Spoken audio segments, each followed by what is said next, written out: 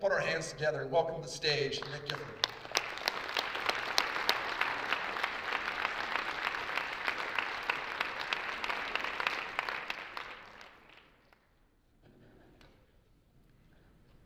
Welcome.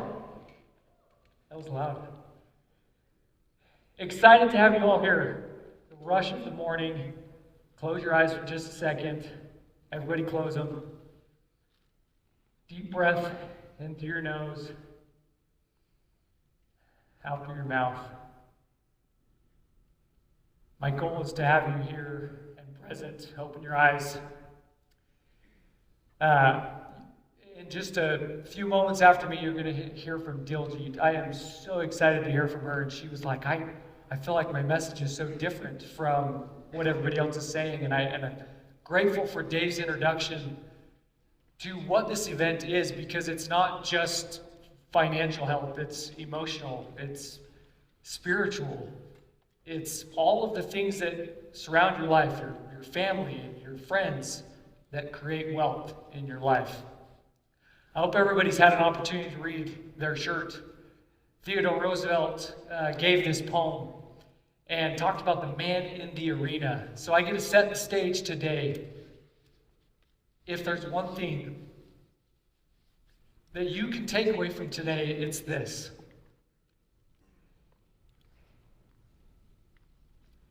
Your arena needs you. Wherever you stand today, you're needed in that arena. You have purpose. So make sure you do everything you possibly can to go fight through in that arena. A few weeks ago, during the holidays, I had an opportunity playing games with family. This is my little niece, Ava. We were in the middle of an epic game of left, right, center. I don't know if you've played that game before, but you get 3 dice, you get your coins, and as you're rolling the dice, then the dice determines whether you have to pass your coins or put them into the center. At the end, the winner is the only one left with a coin, and they get to take the pot in the middle. Ava had the hot hand. She rolled over and over and over. And she was absolutely just dominating everybody in this game. And unbeknownst to her, she didn't even really understand what she was doing. We probably should have been playing craps with her that night. And at the end of the game, she walks up to me, and with these big eyes, she looks at me and she said, "You lose."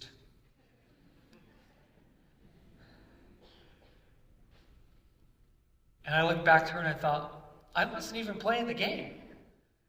I wasn't even in it. I was just sitting as a spectator on the outside. But for whatever reason, she stood up, walked over to me, looked at me and said, "You lose." And it was in that moment that I realized that it didn't matter whether I was playing or not. I was in the arena. So it became a choice for each one of us. You're in the arena. You choose to play or you don't. But either way, you're there. So what do? You're bombarded daily by never-ending content. Every single minute. 100,000 minutes listened to on podcasts. Nearly 50,000 pictures uploaded. 500,000 pictures sent on Snapchat. 4 million videos watched. 120 professionals joining LinkedIn. 500,000 posts sent on Twitter. Every single minute that is happening. We are bombarded by more content than we have ever had in our entire lives. And every statistic that I looked up said it's only increasing. There's only going to be more. So I think the question for everybody is then who do you listen to? Well, there's people out there that are going to tell you what you should do. Grant Cardone, don't buy a house. Ryan Pinion, wholesale house. How about buy a house? Use FHA loans. Don't use FHA loans. House is a liability. House is an asset. Start with 32 units. Start with 2 units. Invest in Airbnb. Don't invest in Airbnb. Buy silver. Don't buy silver. Have you ever spent time on social media and all of a sudden walked away absolutely confused? Like, the message is so conflicting. Who do you listen to? But every single one of them are successful in their own right. They all have an audience because they've done something right, but they're telling you to do different things. I absolutely love this from James Clear, the author of Atomic Habits. Arguably the most important skill is controlling your attention. This goes beyond merely avoiding distractions. The deeper skill is finding the highest and best use for your time. And then he goes down and says, identifying what truly moves the needle.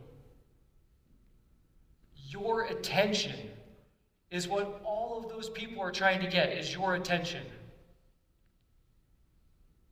So hopefully more than anything at this point, you're saying, man, I'm confused. What do I do? Which one of those pieces of advice do I follow? My goal today is that you can walk away with something tangible that you've built. So this is the opportunity where, whether you're taking notes on your phone or on a piece of paper, this is where you start creating for you, how do you make decisions? For you, what is it that you do? To be able to decide, should I buy a house, should I not? Should I invest in Airbnb, should I not? How should I spend time with my family or not? How should I, what physical activities should I do? All of those things.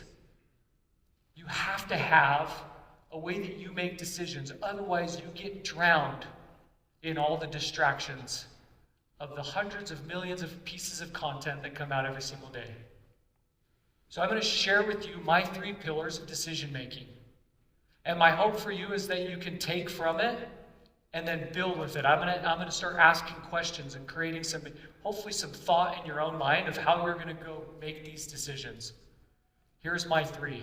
Number 1, values. Number 2, risk. And number 3, time. I'm going to go through each one of these. Values. This is your rock. This is the foundation to your arena, the roots to your tree. This is the piece that's immovable. This is the piece that's non-negotiable. You don't change these once you've identified them. You only improve upon them. So my question for you as you're thinking right now, what values do you create? How do you go figure this out? If you don't already, is this. This is the question you have to ask yourself. What values will create the best version of your life in 10 years? What does the future you look like 10 years from now? And go build that foundation today. So in this decision-making process, that's number 1. Okay, as you're thinking about that, I'm going to go through for me what they are. For those of you who don't know, this is a real picture, unfiltered, unchanged, of our universe, captured. Number 1 for me is God. When I'm thinking about my values, this defines so many of my decisions more than probably anything else. When I'm thinking about my values. What is it that I believe in at my core? And how does that ultimately define me to making these decisions? Next for me in values is family. More decisions are made in my life based on these 7 individuals than anything else.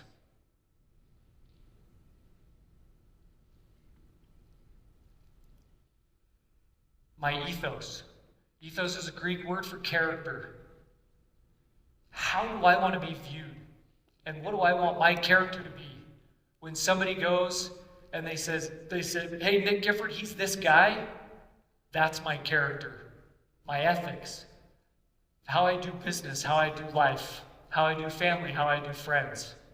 This ultimately defines me. Okay, number 2 is risk. You've built your foundation. Now, foundation is built with your values. Remember, they're unmovable, they're unshakable as you're making decisions. Risk. For everybody, especially in financial investments, they say, okay, ultimately for risk for me, how do I know if it's the right thing? Right? This investment, I'm putting money into it. It seems a little bit scary. Should I take the risk? That's the next part of this. Okay, I'm going to ask you a few questions that can start prompting you to start thinking through risk and evaluating it in your own way. So as I'm looking at a different investment, or if I'm looking at things in my life that I'm trying to create wealth, what are the benefits outside of the investment's return? If you're so distracted on the next silver shiny star that gets thrown your direction, and it's like, hey, chase this cryptocurrency or do this next thing, and you don't know anything about it, right? And it's just all about what the financial return is. Typically, that's not going to be a great investment. If the only reason you're jumping into it is because somebody has sold you on this crazy huge pipe dream, it's probably the wrong thing. So what are the benefits outside of it?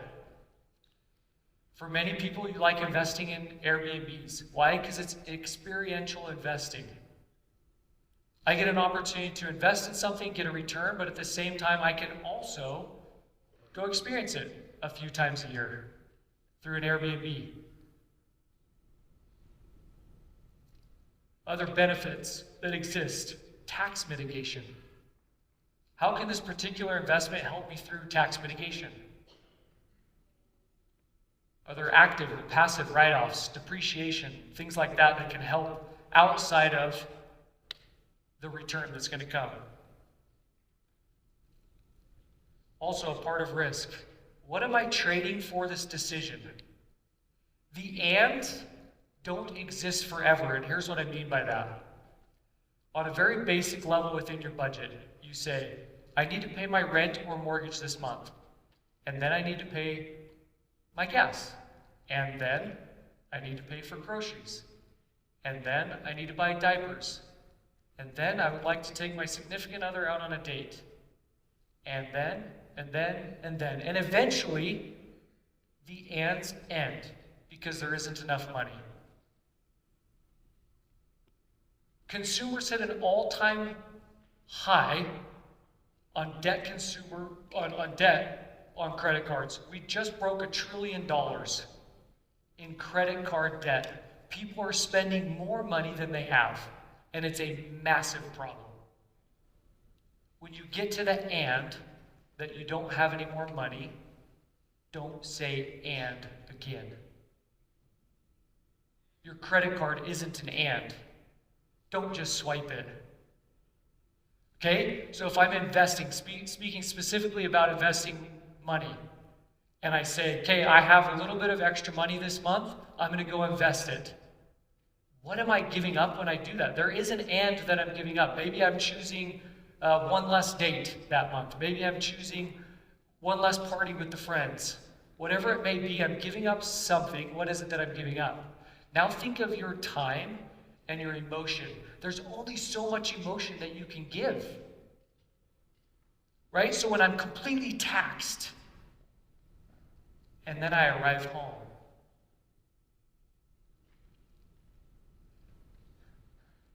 I hope that when I arrived home, I didn't hit my last and in emotions. Because I still have to give when I get home. So you figure out during the day how to have another and before you arrive home.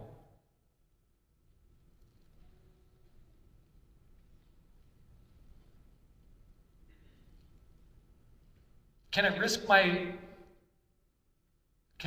reduce or minimize my risk through partnerships? I love partnerships. Huge fan of partnerships. Most of my career, everything I have done is through partnerships. There's mentorship in partnerships, but there's great risk mitigation in partnerships. If I want to go and buy a real estate property and I can't take the whole thing down by myself, I go find the next partner that makes the most sense to be able to reduce that risk. And then deleveraging your portfolio. I'm going to show you my mix of my portfolio. Not because it's the perfect mix, but so that you can understand that everybody's portfolio is different in their mix. And that at different times you have to go deleverage portions of that portfolio in order for it to mitigate different risks within your portfolio. I'm going to address cash for just a second. Some of you are holding way too much cash, and you're being bad stewards of your money. Inflation was at an all-time high the last few years. If you had cash sitting in a checking or a savings account, you lost money, and you were being a bad steward. There are people in this room that believe that you should have more cash than I do, percentage-wise, and that's okay. I'm not here to tell you that it should be one way or another. What I'm telling you is that decisions in your life have to lead to what am I most comfortable with in my mix, in my portfolio? What is my zero that I can't get below? And then the rest. As you go look at that as you go look at these, understand that for me, the next way that I will go deleverage is through land, right? It's the largest portion of my portfolio. The next investment I make, in order to be able to deleverage and create less risk, I will go sell a piece of land. I will go develop it, or whatever the case may be. And that will be the way that I continue to deleverage and allow my portfolio and my mix to change. Okay, time. This is number 3. So we've hit values, we've hit risk, and now time. So hopefully you're just taking these and it's an opportunity to walk away and then go build your own. The questions that you're going to make in order to be able to make the right decisions.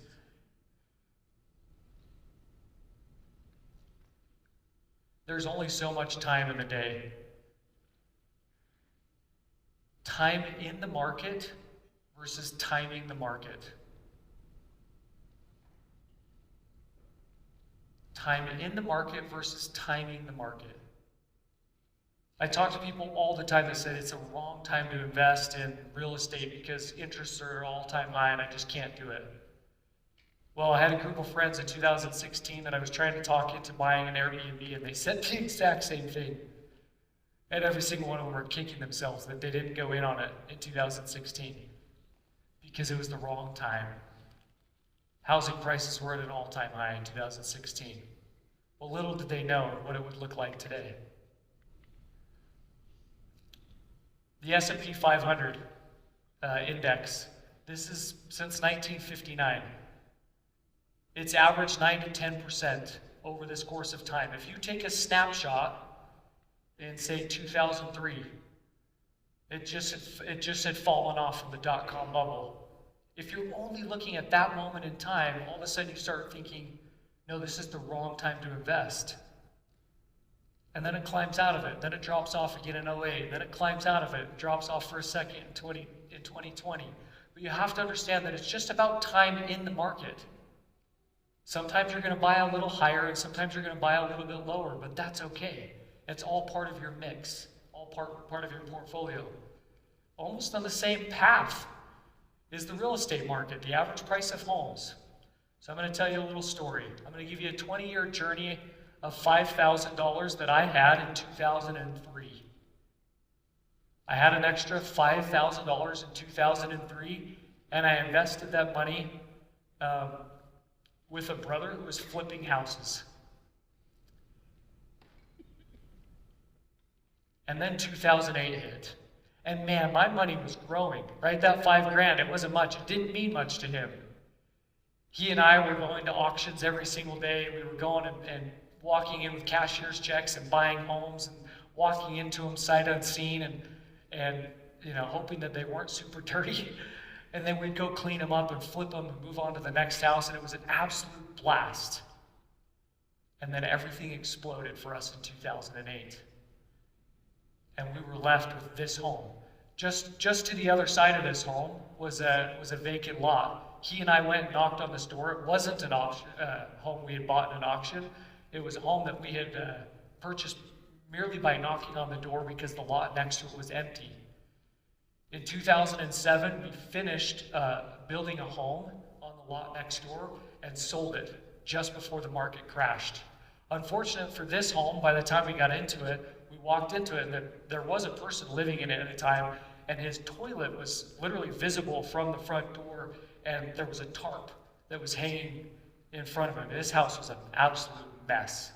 There were holes all over the floor, and once we got into it, found asbestos in the ceilings, and it turned into an entire other mess. And while we were supposed to have this home sold prior to the home that we built brand new, we didn't get it sold, and it was a catastrophe of 2008. Thankfully for us, we were in a position where we decided to just hold it. We cash flowed negative $50 a month. Rents were terrible. So we were losing $50 a month just to hold this home. In 2011, we found a different property. So take snapshots of time of my $5,000. It looked really, really sexy up till 2008. I just kept rolling it in. And then it exploded in 2008, and I'm thinking I just lost, for me, everything that I had ever invested. Right? And now it's just sitting in this home. And then in 2011, I find a property, a piece of land that I really, really liked. And I had no money. Was still trying to dig myself out of the mess that 2008 had created for me, the near bankruptcy. And I said, these people were trying to sell their home, and I went to them, and we found a way to do some creative financing. They did an owner carry, lease option to buy. They said, you can go buy this home in 5 years from now. We'll allow a portion of your rent every single month to go towards your purchase price, and here's your purchase price. And we set the purchase price in 2011. Well, thankfully for me, from 2011 to 2016, when I was able to finally purchase that property, the home values continued to go up at a great rate. This home was out in the middle of nowhere. There was one other subdivision. It was about 2 miles away from really the center of Boise, Idaho. And as Boise, Idaho continued to grow, we knew that it was pushing that direction, and it was the reason that I got really creative with these people to go figure out how to finance this project during this time when I was absolutely broke. Today, this property looks like that. It's 5 acres smack dab in the middle of the city of Meridian, Idaho. A few years later, we received an offer of $1.6 million on that property that I had previously had $5,000 into it. But that was the story of time in the market, not timing the market, right? That ultimately at any time at the point of this time, I thought I had lost it all. But I was in a position to be able to allow the time of the market to take its course.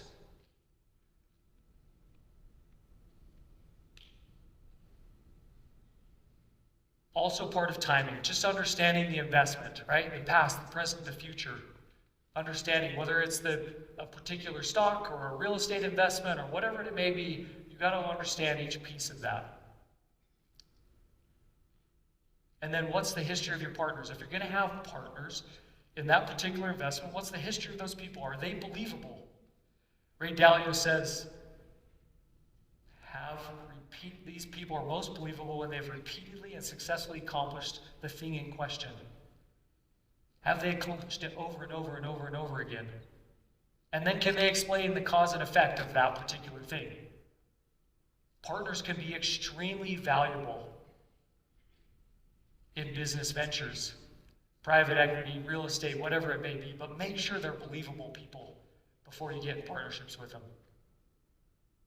And then ultimately, what is the time expectation of me? If this particular investment is going to take away from the thing that's creating the cash flow, for this room, this is a sales conference, right? For you, your cash flow is sales.